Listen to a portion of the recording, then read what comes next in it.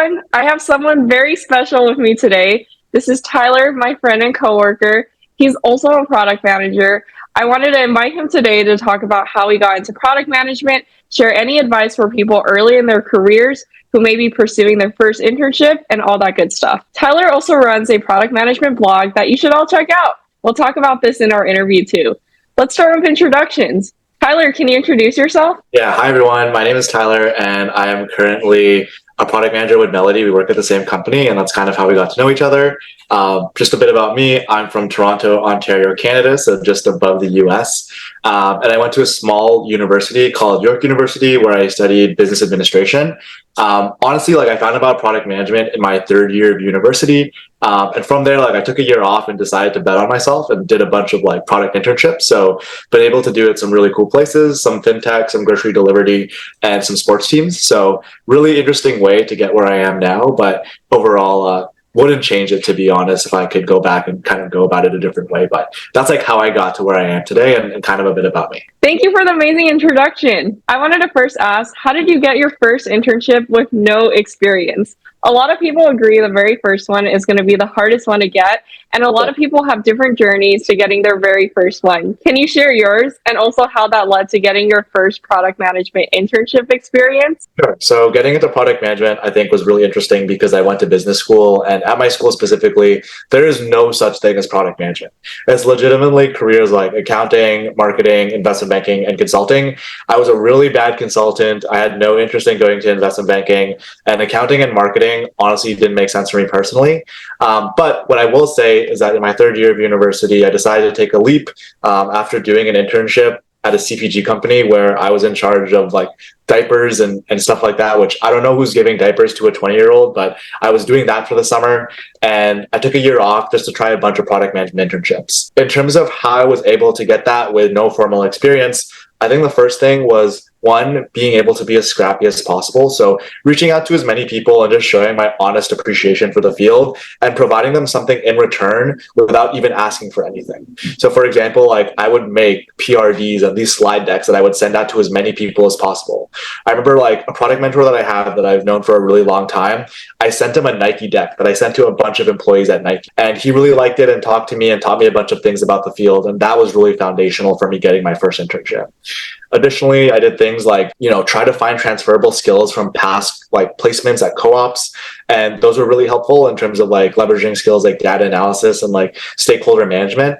And the last thing I would say is honestly, just try to be creative about the way you go about things. So whether it be posting on LinkedIn or finding personal side projects, doing those things can, one, build a reputation about why you want to be on the field. And more importantly, two, build a lot of those foundational skills that you would learn on the job in a more informal way. There are a lot of things that I think really helped me, but if I had to boil it down to the top three things, the first thing is being really scrappy. So I was in my third year when I got my first PM internship, which for some is late and so for some is at the right point. But what I did to kind of make up for lost time is just network with the right people and talk to a bunch of people and just showed a genuine interest for the field. Second thing I did is I tried to find ways that I could stand out amongst different people or a sea of people, because product management is super concentrated with people not only in business, but in engineering and design and all these really cool disciplines. So I would make I kind of joke around and I say they kind of reminded me of hip hop mixtapes, but I would do them with slide decks and just send them out to a bunch of people and see who would respond back. And that got really good traction. And then my last thing is just make sure you're doing it for the right reasons, and that will really fuel your creativity to get there. So for product, I was always reading psychology books or looking at the UI UX deconstructs or making PRDs for fun. And it sounds super nerdy, but it just kind of went to show that if I would spend my own personal time to develop this skill in this field, that I probably would enjoy it. And all of that culminated together to getting really lucky for my first PM internship. So that's probably my recommendation of how to do that if you're starting to get your first one. So that would probably be my answer. I don't know if it'll work for everybody, but what I will say is that if you put in the effort to do those things, then at least some good will come out of it and hopefully translate to your first internship. Yeah, that's really amazing. See, everyone, my first internship experience, getting my very first one, is very different from Tyler's. Okay. No one's going to be the same. So yeah. Yeah. And so my follow-up question is, you have a very diverse set of experiences. So can you talk more about how you felt they connected with each other and the skills you got from the varying companies? Oh, interesting. So I will say in terms of connection to each other, the way that I tried to go towards different internships was honestly like I didn't plan to do a bunch of internships consecutively year after year. If anything, like I was just really lucky to get my first one, and then I wanted to see how far my luck would take me. And it almost was like these internships forced me to take the year off because I just like kept getting them and kind of like finding things that I want to explore or hopefully get better at. But when it came to jumping to different places, the reason why I did so was very tactical. So I would find out what foundational skills I learned at these specific places and then like cross them off a general list. So that way, when APM season came around, I had all these skills that I've kind of accumulated and hopefully would be able to use on the job when I finally got my first full-time job. So for example, like at my first co-op, I was really focused on like launching an event, a lot of stakeholder management. So then after that, I was like, I really want to focus now on experimentation, data analytics. And I got to move as a growth PM. And that was really cool. Then after that, when you cross off the foundational skills, it then became like, what is interesting to me in addition to that? So for example, like, was there product market fit? Or is this a field that I really enjoy or think there's going to be a next new thing? So for example, I got to work in sports and combine tech and sports together. And as a big sports fan myself, that was like a really big dream. So yeah, I was able to do that. And that's kind of the reason why I jumped from place to place. And so I would say it's like, it was super cool because a lot of the companies that I had, and this is something that will be standard across product management, is that every company does product differently.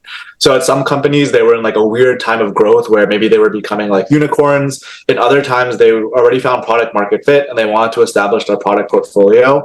But it was really cool to see the differences in those companies because I found out how PMs could be so malleable based on what their needs are of the company.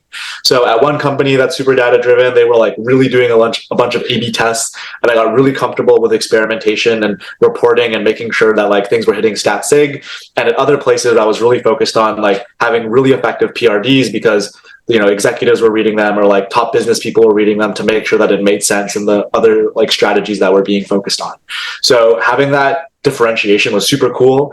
And also like I realized that the size of the company can also dictate the way and who you interact with. So at some companies, like I have a pretty funny story where because they were a startup, like I had to reset their Facebook account and their Facebook account was rooted to the co-founder's mom's address or like phone number. So I had like this weird call where I was calling her asking if she could give me the Facebook like ID code to like reset an account for them.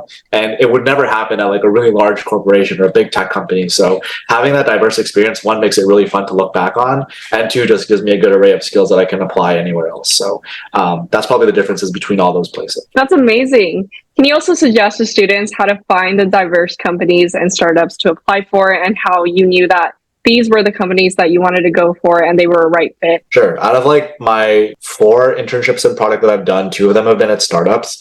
And I think like the most important thing is, one, you want to make sure financially that it makes sense for you. And what I mean by that is like make sure the company has legitimacy in terms of a series or some sort of funding. So that way you know that what you're building, one, has the resources behind it, and two, that you're able to kind of see what stage the company's at, so you can dictate for yourself if you'd like to be there or maybe a little more mature down the line for startups. In addition to that, I think like it's also important to understand the practicality of what the startup is doing, and that means using your product market mind or your product market fit and using your product mind to kind of do that.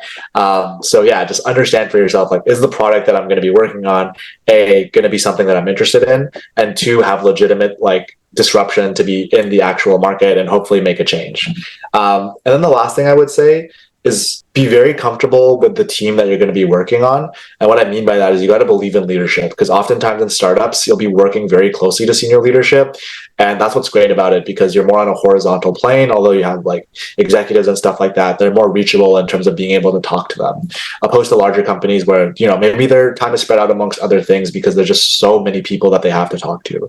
So really trusting in leadership and really believing in their vision, I think, is super important.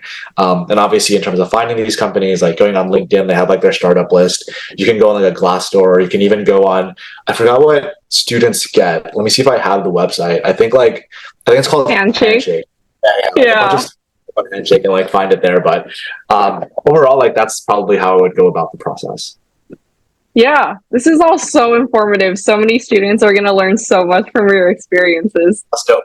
I really hope they do. I mean, like, these are just things that I've learned along the way, and it's not rocket science. It's just being more aware of like what's going on and kind of writing them down. Yeah, that is really, really good advice. And I feel like I'm learning so much hearing about your experiences too. I actually also wanted to ask, earlier in the interview, and also because earlier you brought up product mind and you said you like to spend a lot of your free time looking into product, really understanding like the psychological aspects and all of that, what resources do you recommend giving to students that they can read so that they can build up this product mind that you brought up? So I think there's a book called The Sacred Seven, and that was like my first product management book that I bought just to get a general introduction. And that book is so chock full of information that I made a cheat sheet about it. And like I still refer to it now and then when I'm trying to explain things or try to find more elegant ways to explain like complicated concepts. So that would be my first thing, is The Sacred Seven. Some other books that are really good is Crossing the Chasm. I think that's an incredibly good book as well. There's another book, forgetting the name, but I don't think it's inspired by Marty Kagan. I think that's like the general like product management Bible. But there's another one that like deals with the stages of motivation and like how people go through motivation and how you should go about that. I'll probably send you the link afterwards, so you could probably link it in the description. But those are some books that are really good. And then some general things I would say is like, if you go to Exponent, for example, you can see some really polished thinkers and see how they articulate their thoughts, or like the framework they use to be able to discover different avenues towards a problem. And I think like that's a really great way to, through osmosis, kind of learn.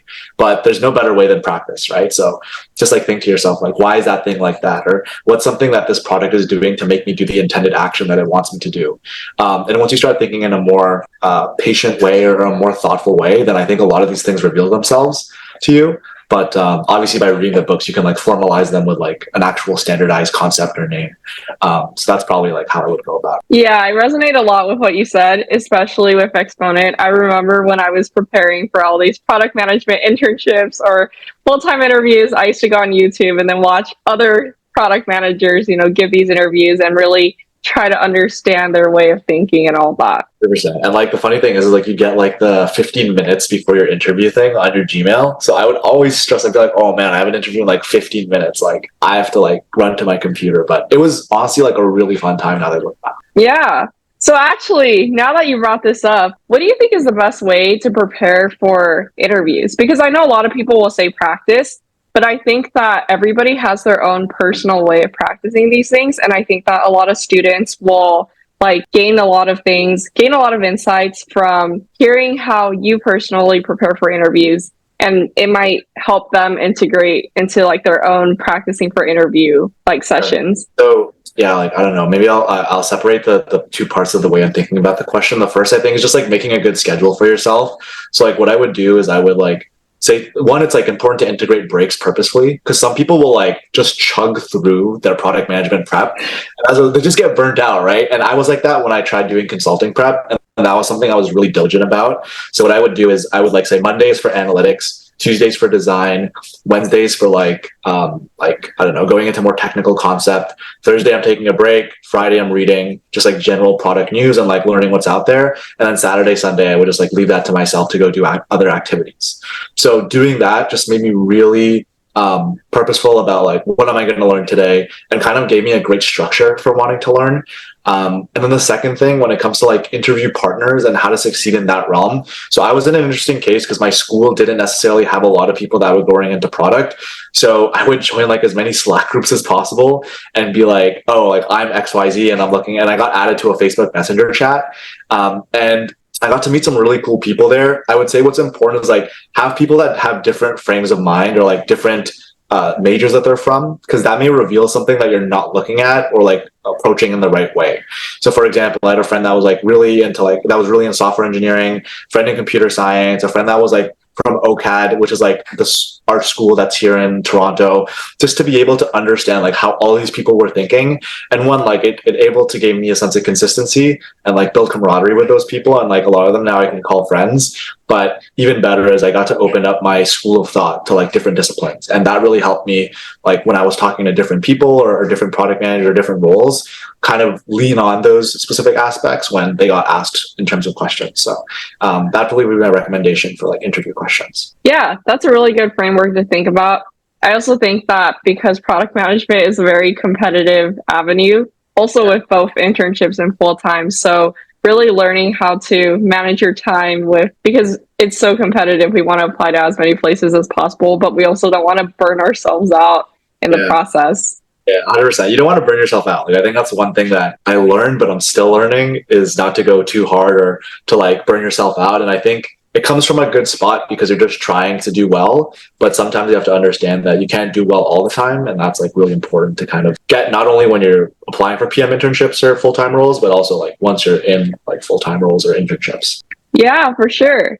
So before I move on to ask about your product management blog, I actually wanted to ask, do you have any last minute like advice that you want to give to all these students who are looking into their first internship or looking into their first product management role? Yeah, okay. Honestly, I'm just gonna give life advice because I took a year off from school and I was so down on myself because like all my friends were graduating early and like I was really questioning if I made a right choice by like switching my career really late or like where I wanted to start my career really late.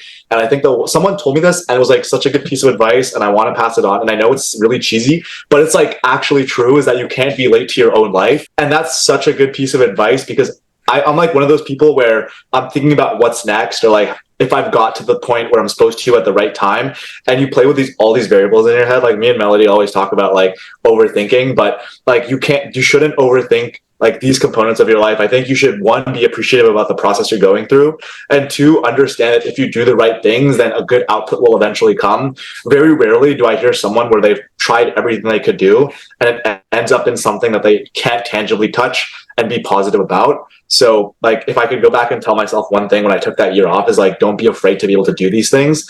And I think that's really important to understand. So yeah, I think that's probably the one piece of advice I would give. Yeah, that is a really good life lesson. And I also feel that in life, you don't really fully understand or learn it until you experience it yourself. And I feel like as someone who is full-time now, I It's so definitely true. resonate with that a lot more Yeah. because I think that while you're a student, you're like, oh my God, I have to get all of this as soon as possible. Or like, Yeah. oh my God, I'm going to be behind because everybody else has already done X, Y, and Z. But I Yeah. think you learn that everybody really moves in their own pace. And just because you didn't get it the first time like them, it doesn't mean that you'll never get it. Yeah, and there's so many people, and like because we're in tech, I think there's a lot of people that look to the leaders of today, and they're all really young people because one, there's a lot of things that have to go right, right? Like it's, and I'm not discrediting. I'm more so saying that sometimes you have to understand what's in your control and what you can maximize, and what are blocks that have to fall in place, right? Like there are people that find out that they create a really successful company when they're like 40 or when they're 50. And there are some people that find out they want to make a really successful company when they're 22, right? And I think what's important is you got to keep digging until you hit something. And, you know, like you could keep digging for a while, but that's your tunnel, right? Like that's your thing. And for other people, it might come a lot earlier and that's completely okay, but just stay persistent in what you're doing. And I think a lot of people who are probably watching your channel are like that. So I hope it like resonates in some capacity. Yeah, definitely. You know, we're all trying our best. And just because you don't get it the first time doesn't mean that you can't ever get it. I mess with that mission. That's why I'm here, right? Like, so I think it's good that you think that way too. And I think like it's hard to think about that on your own, but when someone tells you, I think it's just so much easier to kind of reset your standard or reset your expectation, and makes it a lot easier to, I don't know, like have a more productive and happier life. But Yeah, for sure. Okay, cool. Yeah, this is a really good talk. Okay, so now that we talked a lot about internship advice, early career, exploring different avenues and all of that, Tyler, can you talk more about your product blog? yeah, I will. Okay, so first off, thank you for giving me a platform to talk about it. Basically, one thing that I realized about product management is there's a lot of people out there that are intimidated by the field because A, they feel like they started too late, or two, they feel like in a field that isn't cross applicable. So like people that are in like poli sci or even people in business think that like product management is a really technical field that, which in some capacity it is, but not to the degree that it should degrade like disinterest you from joining the field. So I made a Substack called Tyler Talks Product, where like essentially I just like break down and demystify a lot of these terms, or hopefully talk about topics that a lot of people that are our age are going through as they start their job or start their internship. The most recent one is honestly really applicable to me and maybe Melody, which is like how to start your first job or first internship on the right foot.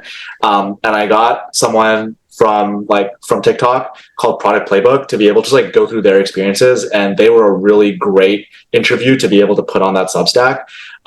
In addition to that, we also give out free coffee. So if you like listen to the newsletter or read the newsletter early enough, there's a Starbucks card at the bottom, which you can scan and get some coffee on it, hopefully, so that way you can enjoy the article with some coffee of your choice. But yeah, that's the Substack and the newsletter, and I hope a couple people read it. And if anything, I hope someone gets some interest out of it. But yeah. Yeah, that's really awesome. Yeah, Tyler's product blog is amazing. I learn so much from him all the time. I Everybody should go check it out. What is it? Yeah, I appreciate it. It's a really good blog. I put a lot of effort into it. So hopefully some people will read it. I don't know. We'll see. Last minute thoughts before we end this conversation. I just want to say that for those of you that are watching this channel, I hope you got some sort of entertainment or at least some sort of perspective on like how to go about things. I don't know like how like my hope is that there's someone that's in a similar situation to me. If you want to reach out to me, then please feel free to. I'm always happy to answer questions and more importantly help people.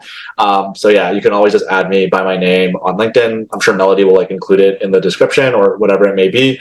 But yeah, at the end of the day, I hope that y'all learned something. And Melody, for spending time talking to me. I hope you had a little bit of fun while doing it as well, interviewing me. So thank you so much, Tyler, for your time. You're going to help so many students who are early. I think really everybody has their own stories and perspectives on how they did things. I think that recruiting is a very, diverse, like there's just so many aspects that go into recruiting. It's not a one size fits all type of thing. So I really think that students will benefit a lot from hearing how different like me getting into product management versus how you got into product management was. yeah, for sure. And I mean, like, I think that should encourage more people to apply, regardless of where the background's from. As long as you like grind it out and have a real reason for kind of getting into the field, I'm sure that great things will happen. So I'm excited to see what comes from it. I really hope some people are inspired to just like apply or at least put their foot in the door. So we'll see. Yeah, for sure. Well, thank you so much, Tyler, for your time. I really hope this was helpful for everyone. And see you all next time. Bye. Bye. Thank you, Tyler, for being the first ever guest in this series. Check out Tyler's product blog. More links in the comments and video description below. Thank you all so much for watching. If you like this video, please give it a thumbs up. Feel free to subscribe if you're interested in seeing more videos I make. I'm a Taiwanese American who makes videos about my life and things I learned along the way. Thank you all again for your support. Until next time, bye!